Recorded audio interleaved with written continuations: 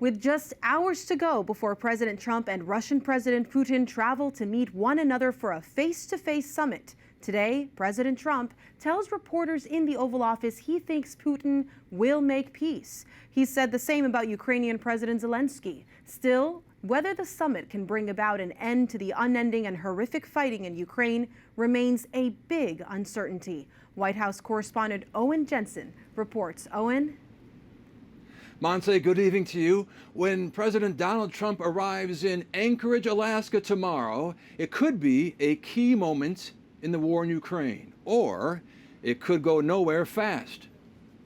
President Donald Trump tells journalists, "We have a big meeting, and it's going to be, I think, very important for Russia, and it's going to be very important for us, and important for us only that we're going to save a lot of lives." And when President Trump meets Friday with Vladimir Putin, I think it's going to be a good meeting, but the more important meeting will be the second meeting that we're having. We're going to have a meeting with President Putin, President Zelensky, myself, and maybe we'll bring some of the European leaders along, maybe not. Today, Putin praised President Trump's efforts to end the war.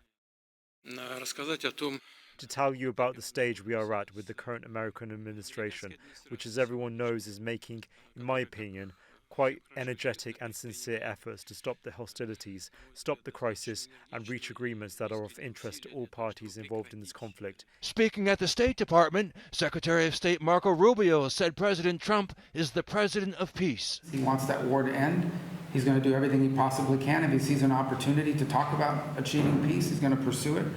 And we'll know tomorrow at some point, as the President said, probably very early in that meeting, whether something is possible or not. We hope it is. British Prime Minister Keir Starmer, meanwhile, hugged Ukrainian President Zelensky after talks in London today. Both Zelensky and the Europeans worry that the bilateral summit would leave them sidelined. And as the war in Ukraine drags on, along with scenes of fighting, death, and destruction, today one of joy and relief. Ukraine securing the release of 84 people from Russian captivity, including both soldiers and civilians.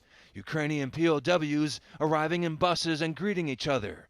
Russia saying it too had received 84 soldiers as part of a prisoner exchange. President Trump believes Putin would like to see a deal. And President Trump also adds that if he were not president, that Putin would take over all of Ukraine. At the White House, Owen Jensen, EWTN News Nightly.